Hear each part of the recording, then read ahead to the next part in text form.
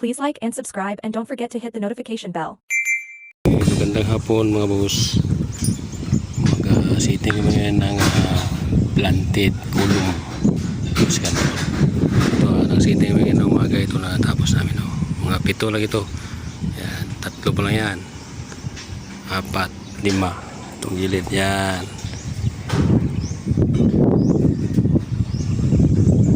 Oh, tapos ito. Try ko ngayon. Kakatingin ko ito.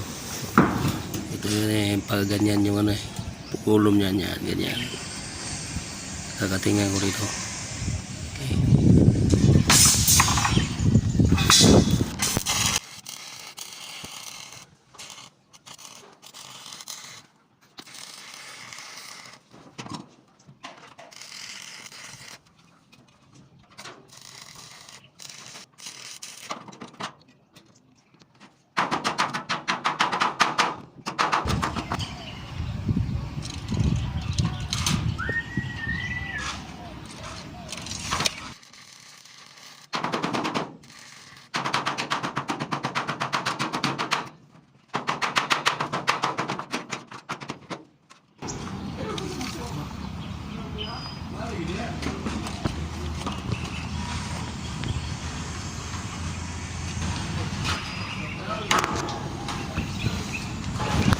Yan, pagkating hindi ko kinating lahat dahil ito lang naman yung plants.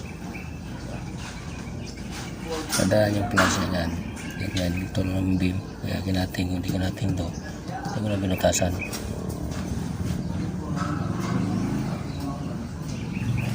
Maglalagay kami ng kulong. Dito na yan. Ganyan yung beam yan. Kaya hindi ko sinali. Para matibay dyan.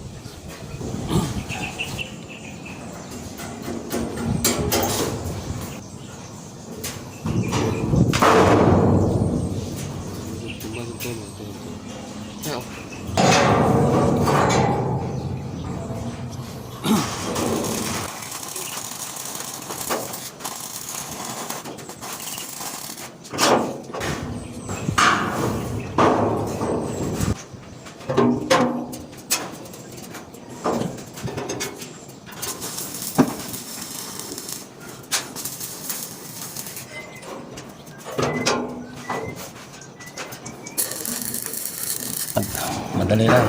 Yan. Madali lang. Tuntog na. Ano yan? 6 15 cm na ba? Kulom gamit I-beam. Taas yan 280. Taas yan. Dali lang. Anong gamit? Ito gamit na gamit to. Ito tested yan. Hanggang 0-0 ano yan, level yan. Mayroon mang siguro, tolerance yan siguro mga namili lang mataas siguro tumili.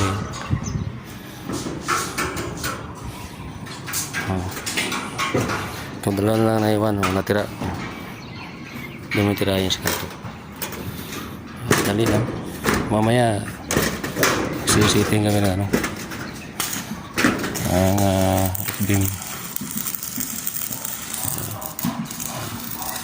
Pero yung isa na yun, dugtungan ko pa yun dahil ano yan, diretso na kulom yun dugtungan yan, pati ito dugtungan ito mamaya bago namin maglalagay kami ng Doon sa taas, rock din. Okay. Tinitira mo na yung gilid para mo tumibay. Pinupulweld mamaya na. Saka na pulweld yan. Yung gilid-gilid na ng ano. I-beam.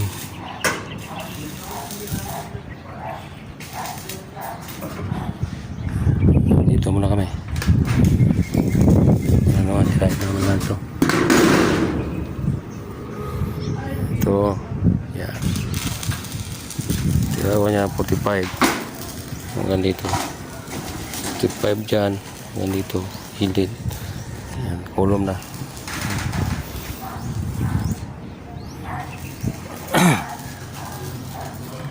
Nagtiris mali ito.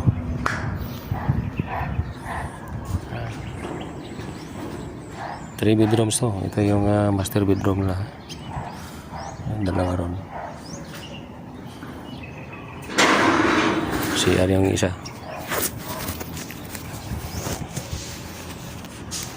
Dito yung CR. Dito yung CR.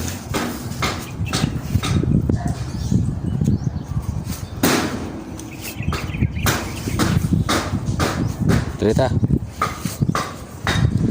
Tanggal ko ng gloves. Tapos yan ang trabaho ng construction technician. Kahit ano, titirahin yan. Ngayon, bilabol mga building mo na. Kahit ano building. Okay. Gandang tanghali mga boss. Ito kanina, nag-sitting kami na ano. Yan. Rock beam. Mano-mano yan. Sitting ng kapoy ng pisahan. Ngayon na natapos yan. Tulad ito yung hindi nahulas ang tagos. Ginagawa namin lagyan ng poste. Yan, poste. Lagyan ng poste. Tapos mulating sa baba. Make up yan ng yan. Make up yan ng 6 inches. Kung magbubuhos man sakali, may gap ka rin siya. Hindi siya masayang buhos. Lahat siya sa slab. Laro yan. Yan magkatabi dalawa. Kasi naka yan o. Yan. Ito. Nagtan yan dyan. Yung isa naman doon. Yan o. Yung isa. Yan. Kasi hindi rin yan natagos eh. Hindi rin natagos. Kaya kailangan ng nahangan niya ng ganoon din sa ibaba o. 6 inches niya. Gap dyan. Nakapatong yan ano, sa I-beam din. Nakatihaya. Lagyan ng support ng bakal sila dun. Yun na. Diba? So daraw mabakalan ito. Pinupulid ako ngayon. Yan. Pinupulid namin yung pinupulid ko yung planted post kolom. Ito na. Tinira ko yan. Diba? May flux pa yan. Titirahin ko pa yan mamaya. Kaya ularo yan. Pulil yan. Yan.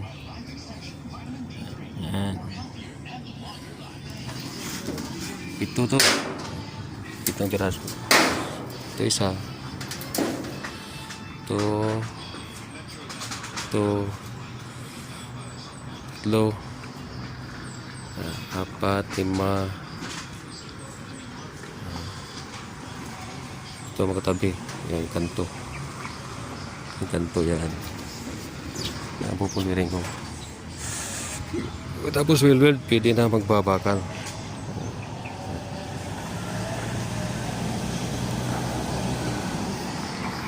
Ito yung skapol namin kanina. Kasi wala may umawak na ano eh, ng kamera kanina, kaya hindi ko nakapag-live. Pero mano-mano namin ginawa. Taking lang yan. Taking lang yan. Taking lang yan. Mamaya pulurin ko yan. Yung sa taas. Ang nagawa namin, doon kami nagpupulit una sa top. Kasi pag maglalatag ng resistor, full wheel na. Sana may pulverin yung vertical saka yung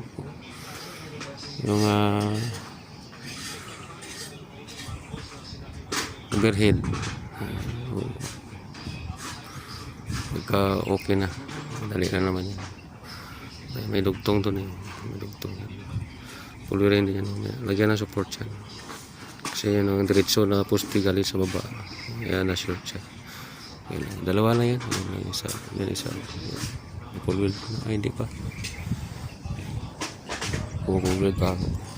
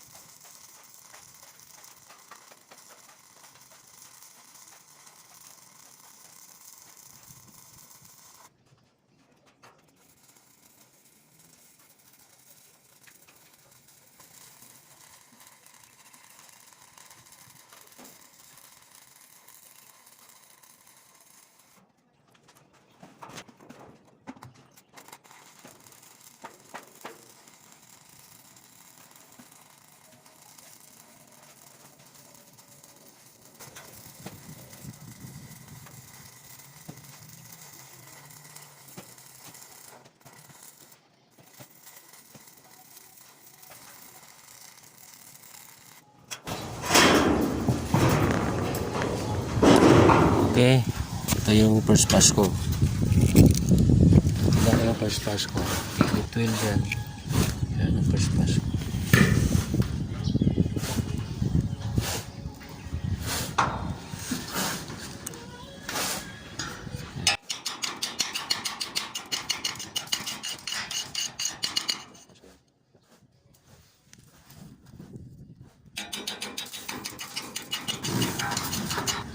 Okay. Yan ang tawag na pilit to concave. Concave. Concave. Palalim. Convex yung loob. Yan ang welding.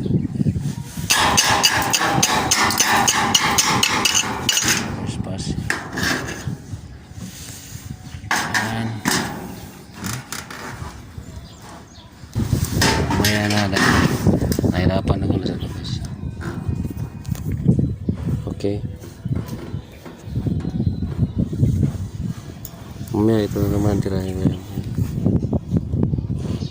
Wala pa nalinisan yan eh. Linisan ko pa yan. Yung pantil-til ko. Diba? Improvise. Mga fabricated na yan. Yung holder ko ito, kawawa no. Kita mo yan, kawawa holder. Yan lang na-afford eh. Pagka magaluwag-luwag, kabili na magandang holder. Pero, habang may pakinabang, pwede yan. Nag-welding, pwede yan. Hindi lang umiinit. Maganda naman pagkakabit. Kasi hindi maganda pagkakabit, maluwag. Umiinit siya holder. Guma eh. Guma. Maganda pagkakaipit. Gamit ko pala. Ito pula. 6013. 13 na 3.2. Babo ba? 3.2 na 6013. Gamit ko. Ayan. Mahaba itong cable ko. Mahaba yun. Hanggang doon yun. Hanggang yun. 10 meters to yun. Yung kahit sa ano ko. Ito dyan. Buong kabayan. Ito yung gloves ko. Diba? Yan. Nagpapaiwatig yan. Hanggat hindi pa napasukan ng apoy. Hindi pa napasukan ng tumatalsik ng mga spatter. Pwede pa yan. Diba? Ito. Steel deck na welding. Yan. Planted column namin, yung support namin 16mm lang. Yan. So, 16mm. Yan. Kasi maiksi na naman yan. Kaya 16mm na yung bracing namin. Yan. Pero yung mga matitigas, yung sinusupport namin yan. Parlins. Yan. Parlins yan. Parlins yan. Dahil matigas tulagi. Parlins. Okay. Yan lang. Pag-welding. Kung hindi kayo kontento, yan lang kaya ko. Welding. Titrayan ko pa yan si canvas pa. Kasi na-concave siya. Tayo ko pa sa gilid, kahit gilid lang. Ito lang gilid. Ito, ito. Yan. Dito, kahit hindi na. Kabilaan naman. All around naman yung welded yan. Turo sa akin yan Boss Raymond. Yun ang hinanga kong welder. Magaling yun. Magaling yun. Master noon sa Ipkaw. Magaling yun si Boss Raymond. Saludo ko sa boss. Kasi nakasama na kami niyan doon sa malaking site. Talagang magaling yun. Magandang hinang nun. Talagang lutong-luto ang hinang nun. Hindi mo masasabi na may reject talaga. Perfect. Kaya yun, maganda na. Nasa magandang kamay na siya ngayon. Ibig sabihin, sa magandang company, malaki nakita. May kanya-kanya naman tayong pangarap